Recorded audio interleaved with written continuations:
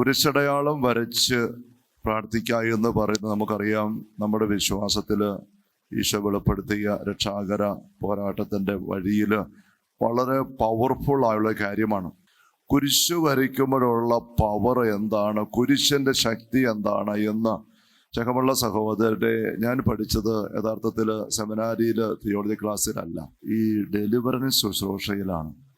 Deliverance ശുശ്രൂഷയിൽ നമ്മളൊരു വ്യക്തിക്ക് വേണ്ടി സമയം എടുത്ത് പ്രാർത്ഥിക്കുമ്പോൾ മണിക്കൂറുകൾ എടുക്കും ആ പ്രാർത്ഥന പൂർത്തിയാകാൻ മുന്നോട്ട് നീങ്ങുമ്പം ഒരു ആത്മീയ പോരാട്ടമാണ് അവിടെ നടക്കുന്നത്. ഈ വ്യക്തിയുടെ ശരീരത്തിൽ പൈശാചിക അരൂപികളുണ്ട്.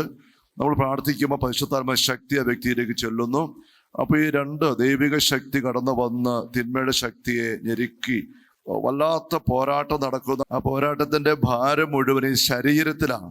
അപ്പോൾ ആ വ്യക്തി വല്ലാണ്ട് ഞെരുങ്ങും. അങ്ങനെ സമയമെടുക്കുമ്പോൾ ഇവർ പലപ്പോഴും ദാഹിച്ചിട്ട് പരവേശം എടുത്തിട്ട് കുടിക്കാൻ ചോദിക്കും വെള്ളം. ഇങ്ങനെ വെള്ളം കൊടുക്കുമ്പോൾ ഒന്നുകിൽ ഹോളി വാട്ടർ കൊടുക്കുള്ളൂ, അല്ലെങ്കിൽ കുരിശ് വരച്ചിട്ട് വെള്ളം കൊടുക്കുള്ളൂ. അത് അച്ഛൻ വരയ്ക്കണമെന്നില്ല, ആരെങ്കിലും വരച്ചാൽ മതി, കൊണ്ടുവരുന്ന ആൾ കൊടുത്താൽ മതി. അങ്ങനെ കുരിശ് വരച്ച വെള്ളം അല്ലെ ഹോളി വാട്ടർ കൊടുത്തു കഴിയുമ്പം ഒരു 99% അവസരങ്ങളിലും ഈ പൈശാചിക അരൂപി അകത്തുണ്ടെങ്കിൽ വരാൻ പോകുന്നൊരു പ്രതികരണം ഈ വെള്ളം കുടിക്കാൻ ഈ വ്യക്തിയെ ഈ ആത്മാവ് സമ്മതിക്കണം. കുടിക്കാൻ മേലാത്ത പോലെ അവസ്ഥ വരും. വായിലേക്ക് ഒഴിച്ചു കഴിഞ്ഞാൽ അപ്പം തന്നെ തുപ്പും.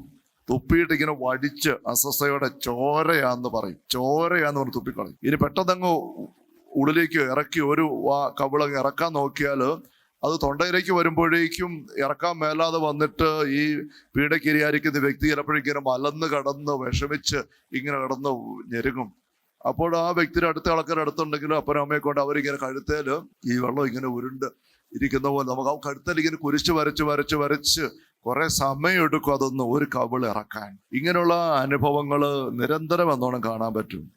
അപ്പോൾ ഒരു കുരിശ് വരയ്ക്കുമ്പോൾ വെള്ളത്തിൽ വരുന്ന മാറ്റമെന്ന് പറയുന്നത് നമുക്ക് കാണുമ്പോൾ ഒന്നും അറിയത്തില്ല. പക്ഷേ ഈ പൈശാചിക അരൂപികൾക്ക് നമുക്ക് മാനുഷികമായിട്ടുള്ളതിനപ്പുറം കാണാനും അറിയാനും പറ്റും.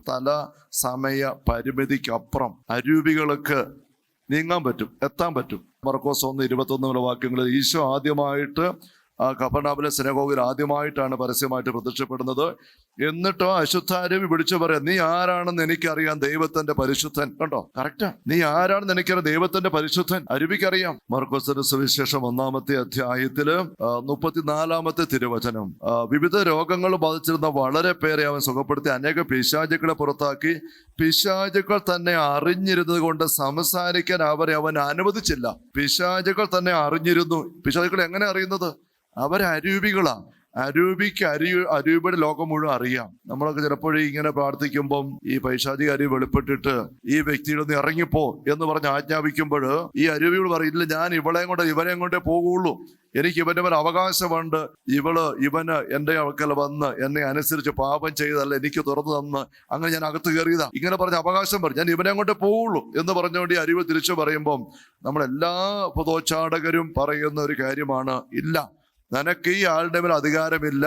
ഈ ആളിനെ ഈശോയാണ്, ദൈവത്തിന്റെ സൃഷ്ടിയാണിത്, പാപത്തിലേക്ക് പോയി, പക്ഷെ ഈശോ കുരിശിൽ ബലിയായി മോചനത്തിന് സ്വയം കൊടുത്തുകൊണ്ട് വീണ്ടെടുത്ത വ്യക്തിയാണിത്. അതുകൊണ്ട് നിനക്ക് ഈ ആത്മാവിന്റെ മേൽ വ്യക്തിയുടെ അവകാശമില്ല. ഇങ്ങനെ നമ്മൾ തർക്കിക്കുമ്പം ചിലപ്പോഴൊക്കെ ഈ അരുവി പറയും, ഇതൊന്നും എന്നോട് പറയണ്ട, എനിക്കിതറിയാം, നീ ഇത് ബൈബിള് വായിച്ചിട്ട് വേദപാഠം പഠിച്ചിട്ടും അല്ലേ കേട്ടത്? ഞങ്ങൾ അവിടെ ഉണ്ടായിരുന്നു. എവിടെ? സ്വർഗത്തില്. ഈ മനുഷ്യ സൃഷ്ടിയും ഈശോയുടെ രക്ഷാകര മനുഷ്യാവതാരവും കുരിശുമരണവും ഒക്കെ സംഭവിക്കുമ്പോൾ ഇതെല്ലാം അറിയുന്നവരാണ് ഈ പിശാചുക്കള്. അവിടെ നീ ഞങ്ങളെ പറഞ്ഞ് പഠിപ്പിക്കണ്ട, ഞങ്ങൾക്കിത് അറിയാം എന്ന് പോലും ഈ അരൂപികൾ പറയുന്ന അവസ്ഥയുണ്ട്. അപ്പൊ ഈ അരൂപികൾക്ക് ഇത് കാര്യങ്ങൾ അറിയാം, മറഞ്ഞിരിക്കുന്ന കാര്യങ്ങൾ, ആത്മീയമായ കാര്യം അറിയാൻ പറ്റും. അവിടെ മർക്കോസിന്റെ സുവിശേഷം 3-ാം അധ്യായത്തിൽ 11-ാം വാക്യം ചേർത്ത് വായിക്കാം. അശുദ്ധാത്മാക്കൾ അവനെ കണ്ടപ്പോൾ അവന്റെ മുൻപിൽ വീണെന്ന് ദൈവത്തോടാണെന്ന് വിളിച്ചു പറഞ്ഞു. തന്നെ വെളിപ്പെടുത്തരുതെന്ന് അവൻ അവയ്ക്ക് കർശനമായ താക്കീത് കൊടുത്തു. കർശനമായ താക്കീത കൊടുക്കുന്നത്, വെളിപ്പെടുത്തരുതെന്ന്. കണ്ടോ, ഈ അരുവിക്ക് അറിയാം. അപ്പൊ ഞാനിതിപ്പോ പറയാൻ കാരണം, വെള്ളത്തില് ഒരു കുരിശു വരയ്ക്കുമ്പം ആ വെള്ളത്തിൽ വരുന്ന മാറ്റം എന്നാണ് നമ്മുടെ ഭൗതിക കണ്ണുകൾ കൊണ്ട് നോക്കുമ്പോൾ കാണാൻ പറ്റുകയില്ല. പക്ഷെ അരൂപികൾക്ക് കൃത്യം കാണാം. ബ്ലസ് ചെയ്ത വെള്ളം, ബ്ലസ് ചെയ്യാത്ത വെള്ളം വ്യത്യാസം. നമ്മൾ പറയല്ലേ, പൈശാചിക സേവക്കാർ സാത്താൻ പൂജയൊക്കെ നടത്തുമ്പം തിരുവോസ്തി അവര് വില കൊടുത്ത് വാങ്ങിച്ച് ഇങ്ങനെ അവഹേളിക്കാനായിട്ട് നോക്കുന്ന നമുക്ക് കിട്ടുന്നുണ്ടാവും. അപ്പം ഈ നല്ല വില കിട്ടും ഒരു തിരുവോസ്തി കൊണ്ട് കൊടുത്താൽ. നമ്മുടെ കുർബാന സ്വീകരണ അവസരത്തിലൊക്കെ ചിലപ്പോൾ ആൾക്കാർ ഇങ്ങനെ കയ്യിൽ പിടിച്ചോണ്ടല്ലോ നാവിൽ വെച്ച് കിടക്കാതെ കൊണ്ടുപോകുന്ന സംഭവം, അച്ഛന്മാർ പിടിക്കുന്ന സംഭവമൊക്കെ നമ്മുടെ നാട്ടിൽ തന്നെ പലപ്പോഴും റെക്കോർഡ് ചെയ്യപ്പെടുന്നുണ്ട്. ഇവരെ കൊണ്ടുപോകാൻ നോക്കുന്നുണ്ട്. കാരണം അവിടെ കൊടുത്താൽ നല്ല വില കിട്ടും. 10,000-10,000 രൂപ കൊടുത്തു വരും ഒരു കോൺസെക്രേറ്റഡ് തിരുവോസ്തി ഈശോ തിരിച്ചിട്ട്. അപ്പൊ ചില ആൾക്കാർ എന്നാൽ ഈ കടയിൽ പോയിട്ട് വാങ്ങിച്ചു കൊണ്ട് കൊടുക്കും, എളുപ്പത്തിന് വേണ്ടിയിട്ട് കോൺസെക്രേറ്റ് ചെയ്യാത്തത്. അങ്ങനെയുള്ളത് വെച്ച് കഴിയുമ്പോൾ ഈ പൈശാചിക അരുവിയോട് അപ്പോൾ തിരിച്ചറിയാൻ പറ്റും ഇത് വെറും അവസ്ഥയാ, ഇത് വെറും അവസ്ഥയാ. അവർക്കറിയാൻ പറ്റും. നമുക്കിത് നമ്മുടെ ഈ വെറും ബാഹ്യ കണ്ണുകൾ കൊണ്ട് അറിയാൻ പറ്റിയത് മാത്രമേ ഉള്ളൂ. നിസാരമാണെന്ന് തോന്നും. കുരിശ് കണ്ട ചെകുത്താനെ പോലെ എന്ന് പറച്ചിട്ട് തന്നെയില്ലേ പിശാചോട്. കാരണം കുരിശിലാണ് ഈശോ ബലിയായി ആ ഒഴുകി ഇറങ്ങിയ രക്തം, അതിലാണ് പാപത്തിന്റെ അഴുക്ക് കറ മായ്ച്ചു കളഞ്ഞത്. കൊളോസോസ് 2:14-15 വാക്യങ്ങളിൽ നമുക്ക് ദോഷകരമായി നിന്ന ലിഖിത നിയമങ്ങൾ അവന് മായ്ച്ചു കളയുകയും അവയെ കുരിശിൽ തറച്ച് നിഷ്കാസനം ചെയ്യുകയും ചെയ്തു. ആധിപത്യങ്ങളെയും അധികാരങ്ങളെയും അവൻ നിരായുധമാക്കി. അവൻ കുരിശിൽ അവയുടെ മേൽ വിജയം ആഘോഷിച്ചുകൊണ്ട് അവയെ പരസ്യമായ അവഹേളന പാത്രങ്ങളാക്കി. കണ്ടോ, ആധിപത്യങ്ങളെയും അധികാരങ്ങളെയും. അത് 2 മാലാഖ ഗണങ്ങളാണ്. നവവൃന്ദ മാലാഖാമ 2 ഗണങ്ങളുടെ പേരാണ് ആധിപത്യങ്ങൾ, അധികാരങ്ങൾ. മാലാഖമാര് പിഴച്ചാണ് പിശാചുക്കൾ ഉണ്ടായത്.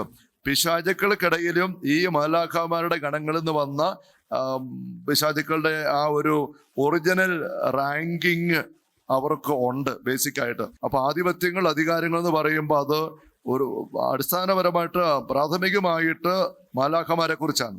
അതേസമയം ആ വാക്കുകൾ തന്നെ ഫോളൻ ഏഞ്ചൽസിനെ കുറിച്ച് പറയാൻ പറ്റും. ഏഞ്ചൽസ്, ഫോളൻ ഏഞ്ചൽസ്, അതാണല്ലോ പിശാചുക്കളും. അപ്പൊ ഈ ഫോളൻ ഏഞ്ചൽസ് ആയിരിക്കുന്ന പൈശാചിക ആധിപത്യങ്ങളെയും അധികാരങ്ങളും നിരായുധമാക്കി, ആയുധമില്ലാത്തവരാക്കി. കാരണം അവരുടെ ആയുധം എന്താണ്? പാവമാണ്. യോഹന്നാൻ 14:30 ലോകത്തിന്റെ പ്രമാണി വരുന്നു, പക്ഷെ അവൻ എൻ്റെ മേൽ അധികാരം ഇല്ല. എന്തുകൊണ്ടാണ്? യോഹന്നാൻ 8:45-46 കാണുകയുണ്ടായി, എന്നെ പാപമില്ല.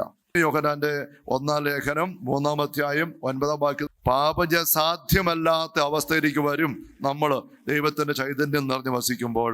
അങ്ങനെ ആകുമ്പോഴാണ് പിശാചുക്കൾ നമ്മുടെ മേൽ അവകാശ അധികാരവും ഇല്ലെന്നാവുക. പാപം അങ്ങനെ ഇല്ലെന്നാകും. സത്യസ്വരൂപൻ അത് ചെയ്തു നമുക്ക് വേണ്ടി. എന്താണ്? കുരിശിൽ ബലിയായി ആ ചിന്തിയ രക്തം. ആ രക്തത്തിൽ പാവമെല്ലാം കഴുകി പോകുമ്പോൾ പിശാചുക്കൾക്ക് നമ്മുടെ മേല് ഗ്രിപ്പില്ല, പിടുത്തം കിട്ടിയല്ല.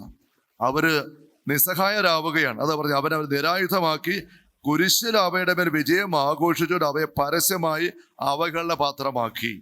അപ്പം കുരിശിൽ ഈശോ ചെയ്തത് തൻ്റെ രക്തം ഒഴുക്കി ബലിയായി കൊടുത്ത് മോചന ജീവൻ അർപ്പിച്ചുകൊണ്ട് പിശാചുക്കളുടെ അവകാശത്തെ മായ്ച്ചു കളഞ്ഞു. അതാണ് കൊളോസോസ് 1-ാം അധ്യായത്തിന്റെ 20-ാം വാക്യത്തിന്റെ 2-ാം പകുതി കണ്ടോ. അവൻ കുരിശ് ചിന്തിയ രക്തം വഴി സമാധാനം സ്ഥാപിച്ചു. അപ്പൊ ഈ പിശാചുക്കള് കുരിശ് വരച്ച വെള്ളം കുടിക്കാനായിട്ട് കൊടുക്കുമ്പം ഈ വ്യക്തിയിലുള്ള പശരുവി അസ്വസ്ഥപ്പെട്ട് പറയുന്ന ചോരയാണ്, വടിച്ചു കളയുക, തുപ്പിക്കളയാണ്. ചോരയാന്ന് പറയും. ഏത് ചോരയാണ്? കുരിശ് വരയ്ക്കുമ്പം ആ വെള്ളത്തിൽ ഈശോയുടെ തിരിച്ചോരയാണ് കുതിരുന്നത്. അപ്പോൾ ഒരു കുരിശടയാളം വരയ്ക്കുമ്പം വെള്ളത്തിലാകട്ടെ, ഒരു വസ്തുവിലാകട്ടെ, ഒരു വ്യക്തിയുടെ മേലാകട്ടെ, ഒരു കുരിശ് വരയ്ക്കുമ്പോൾ ഉണ്ടാകുന്ന വ്യത്യാസം എന്താണെന്ന് സ്നേഹമുള്ളവരെ യഥാർത്ഥം ഞാൻ പഠിച്ചത് ഈ ഡെലിവറൻസ് ശുശ്രൂഷയിലാണ്.